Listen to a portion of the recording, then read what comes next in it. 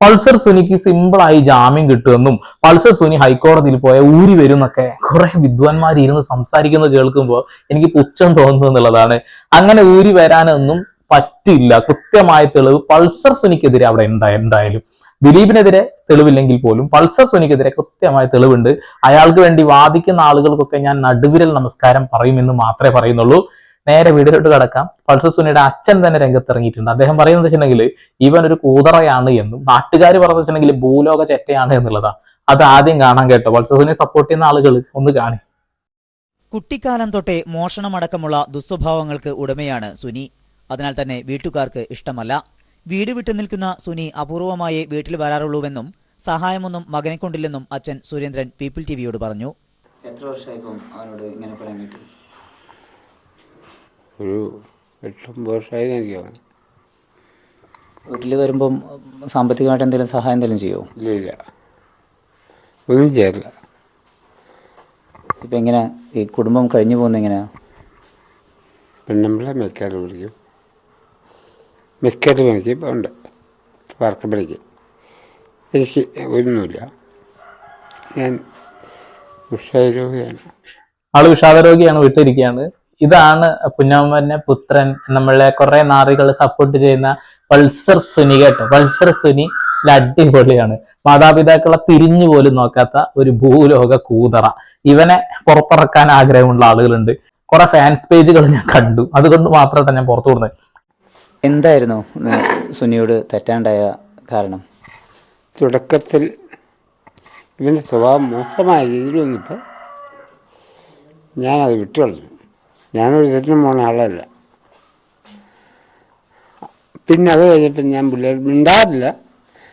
ഒരു വർഷം മതി സംസാരിക്കാറില്ല. പൾസർ സുനി ചെറുപ്പം മുതലേ കള്ളനായിരുന്നു, വൃത്തികെട്ടവനായിരുന്നു. അതുകൊണ്ട് തന്നെ അവനെ വീട്ടിൽ നിന്നും പുറത്താക്കിയതാണ്. കണ്ട മിണ്ടുക പോലും ഇല്ല എന്നാണ് അവരുടെ അച്ഛൻ പറയുന്നത്. ജീവിച്ചിരിപ്പുണ്ടെന്ന് എനിക്കറിയില്ല. എത്ര വർഷം പഴക്കമുള്ള ഒരു വീഡിയോ ആണ്.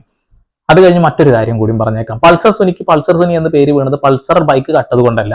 പൾസർ ബൈക്ക് ഇറങ്ങിയ സമയത്ത് ഏതോ ഒരു വ്യക്തിയുടെ കയ്യിൽ നിന്നും പണം തട്ടിയെടുത്ത് ആ പണം കൊണ്ട് ബൈക്ക് വാങ്ങിയതാണെന്നാണ് നാട്ടുകാർ പറയുന്നത്. വളരെ രസകരമായിട്ടാണ് അവർ പറയുന്നത്. കാരണം എന്താ വെച്ചിട്ടുണ്ടെങ്കിൽ അറസ്റ്റ് ചെയ്ത സമയത്തുള്ള വീഡിയോസ് ആണ്. അയാൾക്ക് വ്യക്തമായിട്ട് അവർക്ക് വലിയ ധാരണ ഉണ്ടാവില്ല. പക്ഷെ നാട്ടുകാർക്ക് നല്ല ഒരു മതിപ്പുണ്ട് കേട്ടോ പൾസർ സുനിയെ കുറിച്ചിട്ട്. ചെറ്റ, പെണ്ണുപിടിയൻ, കൂതറ, അലവലാതി, ഇനി പറയാനൊന്നുമില്ല. അമ്മാതിരി പേരാണ് പൾസർ സുനിക്ക്. ഇനി ദിലീപ് എന്ന് പറയുന്ന വ്യക്തിയെ കുറ്റക്കാരനാണ് എന്ന് ആദ്യമായി പറയുന്നത് മാധ്യമങ്ങളാണെന്ന് പറഞ്ഞല്ലോ.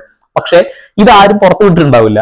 ആദ്യമായിട്ട് ഞങ്ങളാണത് കണ്ടെത്തിയത് എന്ന് ആ ക്രെഡിറ്റ് ഏറ്റെടുക്കാൻ വേണ്ടി കഷ്ടപ്പെടുന്ന ഒരു മാധ്യമം ഒന്ന് കാണാം. ദിലീപിന്റെ അറസ്റ്റിന് തൊട്ടു പിന്നാലെ മാതൃഭൂമി ന്യൂസ് പുറത്തുവിട്ട വിവരങ്ങളാണ് കേസിലെ റിമാൻഡ് റിപ്പോർട്ടിലുമുള്ളത്. 2013 ഏപ്രിലാണ് നടിയെ ആക്രമിക്കുന്നതിന് ദിലീപ് പൾസർ സുനിക്ക് കൊട്ടേഷൻ നൽകുന്നത്. അമ്മയുടെ സ്റ്റേജ് ഷോ റിഹേഴ്സലിനിടെയാണ് നടിയും ദിലീപും തമ്മിൽ തർക്കമുണ്ടാകുന്നത്. മറ്റ് നടീനടന്മാർക്ക് മുന്നിൽ വെച്ച് ദിലീപ് നടിയോട് പൊട്ടിത്തെറിച്ചു. കൊച്ചി MG റോഡിലെ അബാദ് പ്ലാസ ഹോട്ടലിലെ 410 നമ്പർ മുറിയിലാണ് കേസിന്റെ ആദ്യ ഗൂഢാലോചന നടക്കുന്നത്. 2013 മാർച്ച് 26 മുതൽ ഏപ്രിൽ 7 വരെ ഹോട്ടലിൽ തങ്ങിയ ദിലീപ് ഇതിലൊരു ദിവസം രാത്രി 7-നും 8-നും ഇടയിൽ പൾസർ സുനിയുമായി മുറിയിൽ കൂടിക്കാഴ്ച നടത്തി.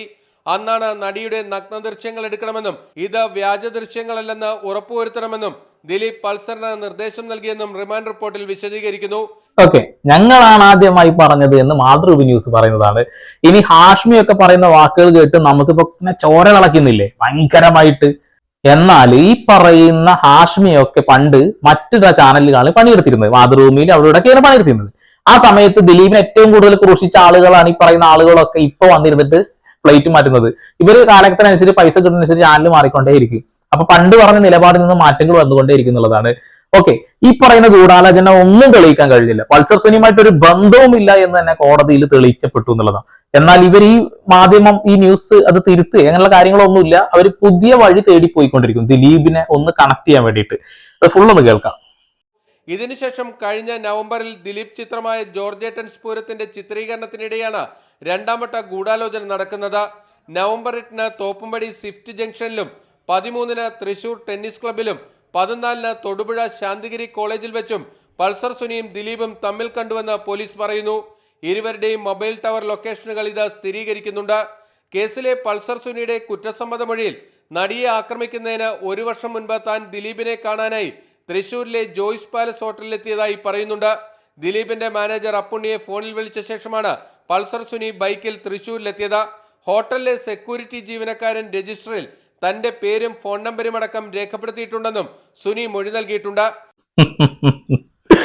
ഇതൊക്കെ വളരെ സിമ്പിൾ ആയിട്ടാണ് പൊട്ടിപ്പൊളിഞ്ഞത് എന്നുള്ളതാണ്. ഇപ്പൊ 24 ന്യൂസിൽ 4 ദിവസം മുന്നേ വന്ന വാർത്ത നിങ്ങളൊന്ന് കേൾക്കണം. അതിൽ കൃത്യമായിട്ട് ശ്രീകണ്ഠൻ നായർ പറയുന്നുണ്ട്, ഈ പോലീസുകാർ പറയുന്ന കാര്യങ്ങൾക്കൊന്നും ഒരു പേപ്പർ കടലാസിൽ ഒരു തെളിവ് പോലും കൊണ്ടുപോയി കൊടുത്തിട്ടില്ല എന്നുള്ളത്. അത് മാത്രമല്ല, ഇത് കെട്ടിച്ചമച്ചുണ്ടാക്കിയതാണ് എന്ന് കോടതി തന്നെ അങ്ങ് പറയുകയും ചെയ്തു എന്നുള്ളതാണ്. ഇന്നും ഈ വാർത്ത കേട്ടിട്ട് ദിലീപിനെ കുറ്റപ്പെടുന്ന ആളുകളുണ്ടാവുമല്ലോ, അവർ ഇന്ന് അത് മാറ്റി പറയുന്നില്ല. അവരെ മനസാക്ഷി അതിന് സമ്മതിക്കുന്നില്ല എന്നുള്ളതാണ്. ദിലീപ് കുറ്റക്കാരൻ തന്നെ, അത് തന്നെ എന്നുള്ളത്. അടുത്തത്, ഇവിടെ ദിലീപിന്റെ BMW കാറിനുള്ളിൽ വെച്ച് ഇരുവരും സംസാരിച്ചു. കൊട്ടേഷൻ അഡ്വാൻസായി 10,000 രൂപ ദിലീപ് നൽകിയതായും പോലീസിന് വിവരം ലഭിച്ചിട്ടുണ്ട്. ദിലീപിനെ കസ്റ്റഡിയിൽ എടുത്ത ശേഷമാകും ഇതടക്കമുള്ള കൂടുതൽ തെളിവുകളുടെ ശേഖരണം ഉണ്ടാകുക. ഓക്കെ, കസ്റ്റഡിയിൽ എടുത്തിട്ടുണ്ട് പൊന്നെ, തെളിവ് അങ്ങ് മറച്ച് പണ്ടറടക്കിയിരുന്നു. ഞാൻ ആ ന്യൂസിന്റെ ഒരു ഭാഗം എടുത്തു വെച്ചിട്ടുണ്ട്, അത് കേൾപ്പിച്ചു തരാം കേട്ടോ.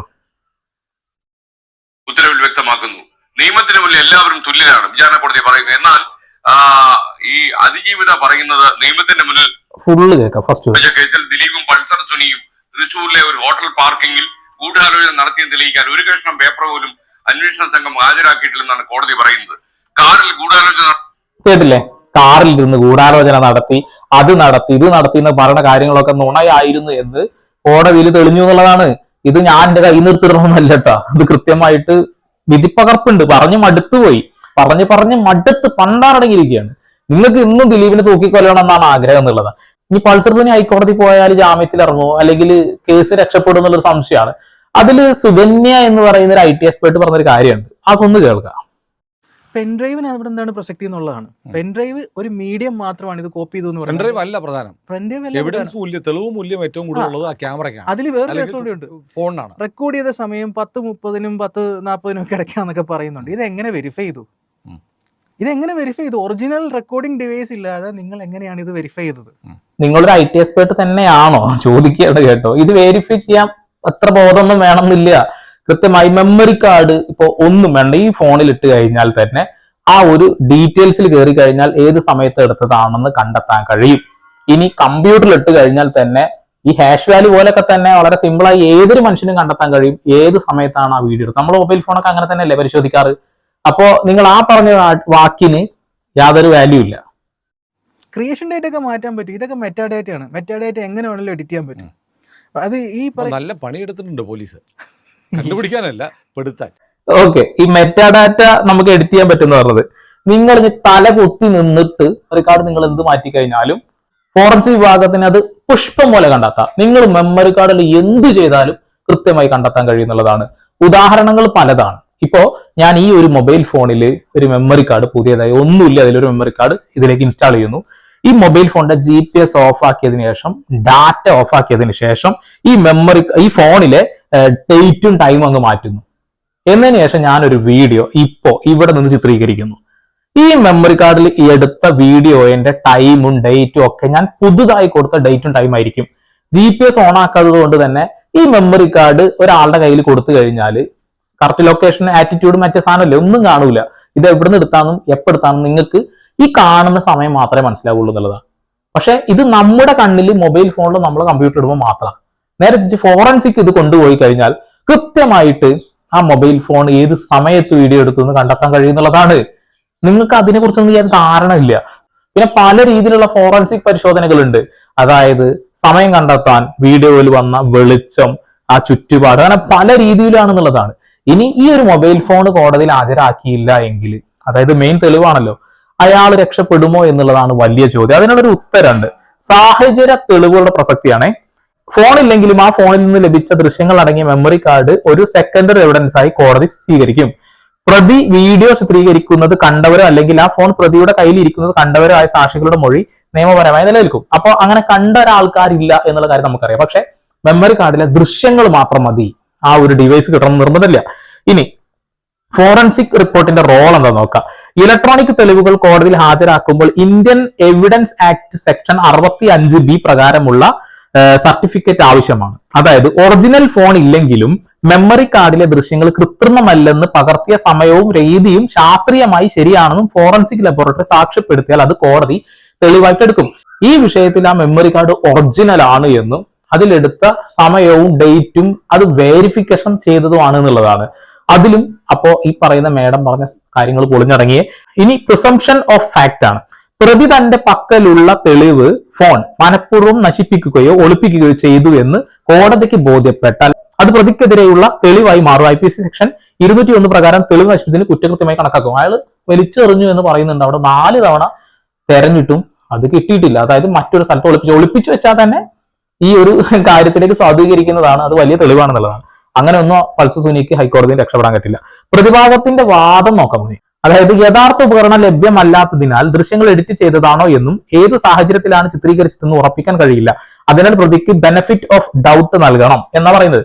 ഇതേ കാര്യം ജനങ്ങൾ പറയുന്നത്. അതായത് ഗോവയിൽ ഇവർ പോയല്ലോ, ആ ഗോവയിൽ നിന്ന് ചിത്രീകരിച്ചതാവാൻ സാധ്യതയില്ലേ? ഞാൻ പറഞ്ഞതുപോലെ ഡേറ്റും ടൈമും GPS ഒക്കെ മാറ്റിയാൽ അങ്ങനെ കണ്ടെത്താൻ കഴിയില്ലല്ലോ എന്നുള്ളതാണ്. പക്ഷെ അത് ഏത് രീതിയിലാണ് ഫോറൻസിക് പൊളിക്കുക എന്ന് ഞാൻ കാണിച്ചുതരാം. ഹൈക്കോടതി ഈ കേസിൽ പ്രധാനമായി നോക്കുന്നത് ബെസ്റ്റ് എവിഡൻസ് റൂൾ ആണ്. ലഭ്യമായ ഏറ്റവും മികച്ച തെളിവ് കോടതിക്ക് മുന്നിലുണ്ടോ എന്ന് അത് ശാസ്ത്രീയമായി പരിശോധിച്ച് ഉറപ്പുവരുത്തിയതാണോ എന്ന് കോടതി നോക്കും. ഫോൺ ഇല്ല എന്ന ഒരൊറ്റ കാരണം കൊണ്ട് മാത്രം പ്രതിയെ വിട്ടയക്കാൻ കഴിയില്ല എന്നാണ് കോടതി പറയുന്നത്. ഫോൺ കിട്ടാത്തത് അന്വേഷണത്തിലെ ഒരു കുറവായി കോടതി കണ്ടേക്കാം. പക്ഷേ മെമ്മറി കാർഡിലെ ദൃശ്യങ്ങൾ ശാസ്ത്രീയമായി ശരിയാണെന്ന് തെളിയിക്കപ്പെട്ടാൽ ഫോറൻസിക് വാലിഡേഷൻ പ്രതികൾക്ക് ശിക്ഷ ലഭിക്കാൻ ആ ഒരു കുറവ് തടസ്സമാകില്ല. 2025 ഡിസംബറിൽ കോടതി വിധിയിൽ പ്രതികൾക്ക് അടുത്ത ശിക്ഷ ലഭിച്ചത് ഈ സാഹചര്യത്തിന്റെ തെളിവുകൾ പ്രകാരം. ഫോറൻസിക് ആണ് ഇതിന്. ഇതായത് ഇത് കണ്ടുപിടിച്ചത് എങ്ങനെ കണ്ടുപിടിക്കാൻ കഴിയും എന്നുള്ളത് വലിയ ഡൗട്ടാണ്. അപ്പൊ ചേച്ചി പറഞ്ഞല്ലോ മെറ്റാഡാറ്റ എഡിറ്റ് ചെയ്യാന്നുള്ളത്. മെറ്റാഡാറ്റ എഡിറ്റ് ചെയ്താലോ നമ്മൾ ഡേറ്റ് മാറ്റിയാലോ എങ്ങനെ കണ്ടെത്തും എന്നുള്ളതാണ്.